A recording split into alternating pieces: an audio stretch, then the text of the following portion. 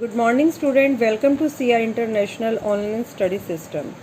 बेटा, पिछले असाइनमेंट में हमने एक नया चैप्टर स्टार्ट किया था, चैप्टर नंबर 4 वायु। आज हम उसी में उसका एक नेक्स्ट टॉपिक पढ़ेंगे जो कि है वायुमंडल की संरचना। हमारा वायुमंडल 5 परतों में विभाजित है। वायुमंडल क्या था? वायु की एक पतली सी चादर जिसने हमारी पृथ्वी को चारों ओर से घेरा है, उसे वायुमंडल कहते हैं।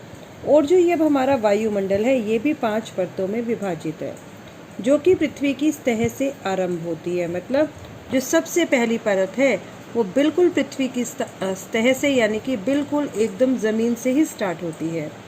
ये है शोभमंडल, समताप मंडल, मध्य मंडल, बाह्य मंडल एवं बहिर्मंडल। देखिए बेटा, पहली परत शोभमंडल। यह परत वायुमंडल की सबसे महत्वपूर्ण परत है।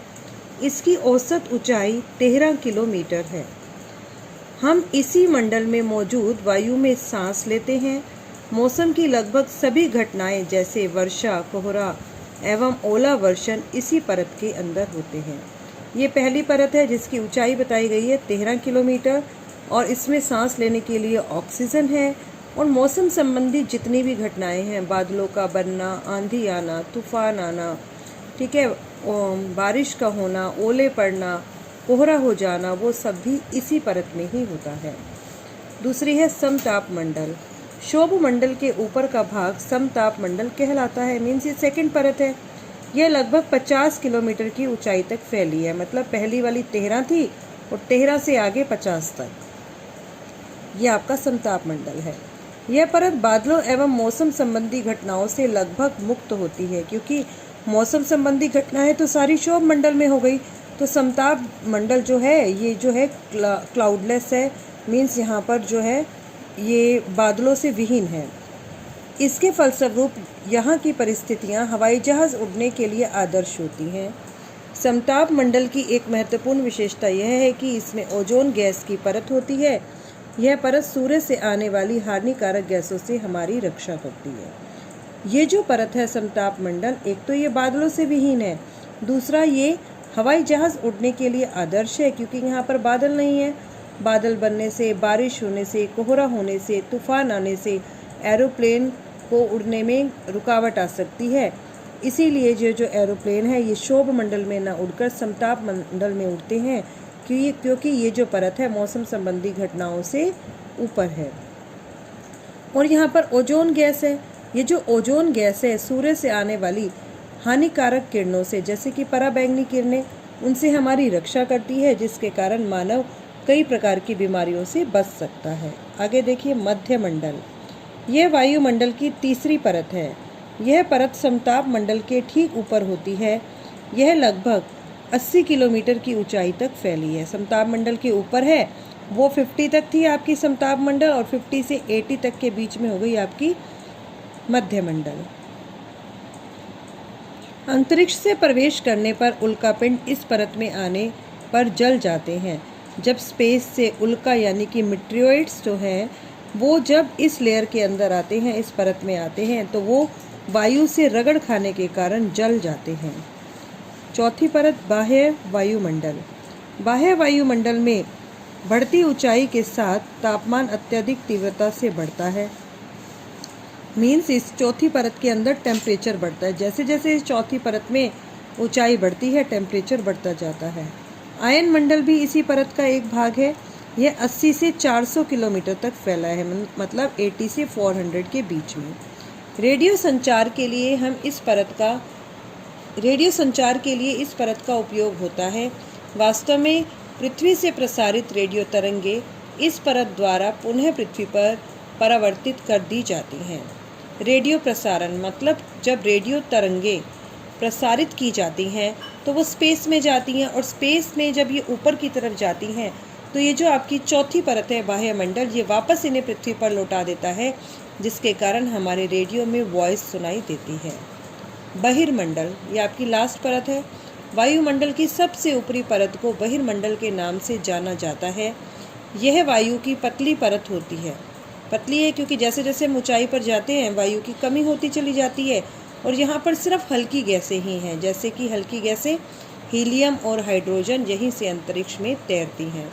देखो बेटा ये डायग्राम है आपका, ये जो पूरा डायग्राम है ये देखिए नीचे सबसे नीचे की परत आपकी शोभ मंडल, ये आपका माउंट एवरेस्ट दिखाया है और ये भी आपका शोभ मंडल के अंदर ही है। इससे ऊपर आपका समताप मंडल, उससे ऊपर मध्य मंडल, उससे ऊपर बहिर्मंडल और उसके ऊपर बाह्य मंडल, फिर आपका आ गया बहिर्मंडल। ठीक है, आगे देखिए मौसम एवं जलवायु। क्या आज वर्षा होगी? क्या आज दिन साफ होगा और धूप निकलेगी? कितनी बार ही हमने क्रिकेट प्रेमियों के मुंह से एक दिवसीय मैच के भविष्य पर अनुमान लगाते सुना होगा। यदि हम कल्पना करें कि हमारा शरीर एक रेडियो है और मस्तिष्क उसके स्पीकर, तो वह मौसम ही है जो इसके नियंत्रण बटनों से छेड़छाड़ करता रहता है। ठीक है, आगे देखिए मौसम है क्या? मौसम वायुमंडल की प्रत्येक घंटे तथा दिन प्रतिदिन की स्थिति होती है। मीन्स जो मौसम है वो हर घंटे या 1-2 घंटे में चेंज होता रहता है, पर डे चेंज होता है। मीन्स कभी एकदम बादल छा जाते हैं, बारिश हो जाती है, या एकदम मौसम गर्म हो जाता है, धूप निकल आती है। ठीक है, तो जो आपका मौसम है वो प्रत्येक घंटे और दिन प्रतिदिन की स्थिति है। आर्द्र एवं गर्म मौसम। आर्द्र मतलब जिसमें थोड़ी चिपचिपाहट होती है, ह्यूमिडिटी होती है, वो किसी को भी चिड़चिड़ा बना सकता है। अच्छा हवादार मौसम हमें आनंद देता है और हम घूमने की योजना भी बना सकते हैं। मौसम नाटकीय रूप से प्रतिदिन बदलता है। जैसे नाटक में जल्दी जल्दी पात्र चेंज होते हैं ना, उसी प्रकार मौसम भी चेंज होता है। आज टेम्परेचर ज़्यादा था, कल कम होगा, थोड़ी देर बाद बादल छा जाएंगे, कुछ समय बाद फिर से धूप निकल आएगी। तो मौसम भी नाटकीय रूप से चेंज होता रहता है। किंतु दीर्घ काल में, दीर्घ मतलब एक लंबे समय में किसी स्थान का औसत मौसम, मतलब वहाँ पर मौसम कैसा रहता है, उन सभी दिनों का यदि हम एवरेज निकाल दें तो वो उस स्थान की जलवायु कहलाता है। दिन प्रतिदिन की जो स्थिति है वो आपका मौसम है, और उस स्थान की एक लंबे समय के लिए यदि हम मौसम का औसत लगाते हैं तो वो वहाँ की जलवायु होती है।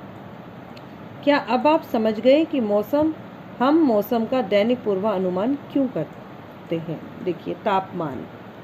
आप प्रतिदिन जिस तापमान का अनुभव करते हैं वह वायुमंडल का तापमान होता है। हम कहते हैं आज टेम्परेचर 40 डिग्री है, आज टेम्परेचर 20 डिग्री है, 25 डिग्री है। ये सब टेम्परेचर किसका है? हमारे एटमॉस्फेयर यानी कि वायुमंडल का। वायु में मौजूद ताप एवं शीतलता के परिमाण को ही तापमान कहते हैं। मतलब वायु, हमारी हवा में कितनी गर्मी है या कितनी ठंडक है, उसका जो माप है उसी को ही तापमान कहा जाता है। वायुमंडल का तापमान केवल दिन और रात में ही नहीं बदलता, बल्कि ऋतुओं के अनुसार भी बदलता है। शीत ऋतु की अपेक्षा ग्रीष्म ऋतु ज़्यादा गर्म होती है। इस पैराग्राफ में बताया गया है कि जो वायुमंडल का जो तापमान है वो सिर्फ दिन और रात में ही नहीं बदलता। मीन्स दिन में तो सूर्य होता है, सूर्य के कारण सूर्य की किरणें पृथ्वी पर पड़ती हैं और गर्मी बढ़ जाती है, और रात के समय जब सनसेट हो जाता है, सूर्यास्त हो जाता है, तो सन की हीट जो है वो कम हो जाती है। मतलब पृथ्वी पर जो है टेम्परेचर कम हो जाता है। तो ये जो तापमान है सिर्फ दिन और रात में नहीं बदलता, बल्कि ये एक सीज़न से दूसरे सीज़न में भी चेंज होता है। जैसे कि शीत ऋतु ठंडी होती है और ग्रीष्म ऋतु गर्म। शीत ऋतु की अपेक्षा ग्रीष्म ऋतु ज़्यादा गर्म होती है। आतपन एक महत्वपूर्ण कारक है जो तापमान के वितरण को प्रभावित करता है। सूर्य से आने वाली वह ऊर्जा जिसे पृथ्वी रोक लेती है आतपन कहलाती है। आतपन क्या है? ये आपके तापमान के वितरण को प्रभावित करता है कि वहाँ पर टेम्परेचर कितना कितना होगा। सूर्य से आने वाली ऊर्जा, सूर्य से आने वाली गर्मी जिसे पृथ्वी रोक लेती है। मीन जब सन नहीं भी होता तो भी पृथ्वी पर जो टेम्परेचर होता है वो सन की हीट के कारण ही होता है, उसे हम आतपन कहते हैं। आतपन यानी कि सूर्य का ताप, सूर्य की गर्मी। आतपन की मात्रा भूमध्य रेखा से ध्रुवों की तरफ घटती है। जब हम इक्वेटर से पोल की तरफ जाते हैं तो ये घटती चली जाती है। क्यों घटती है? क्योंकि भूमध्य रेखा पर सूर्य की किरणें सीधी पड़ती हैं, इसलिए यहाँ पर गर्मी ज़्यादा होती है।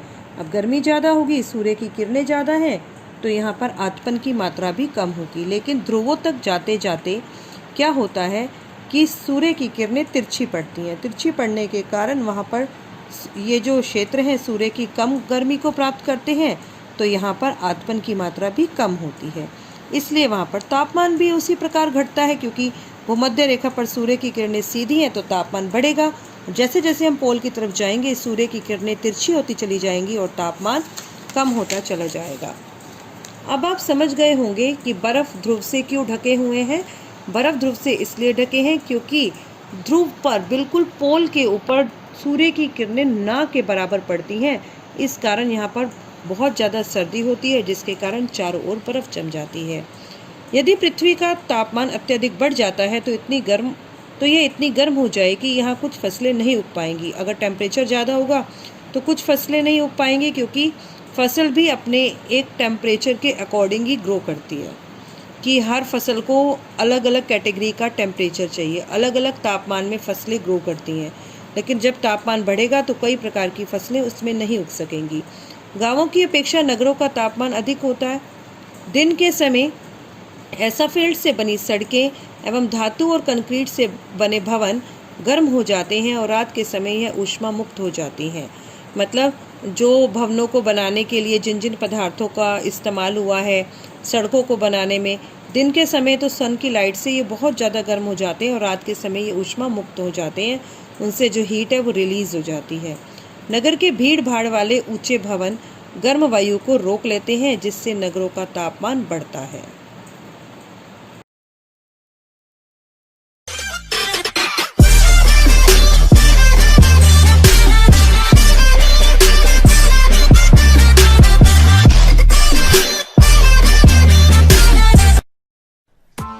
Press the bell icon on the YouTube app and never miss another update.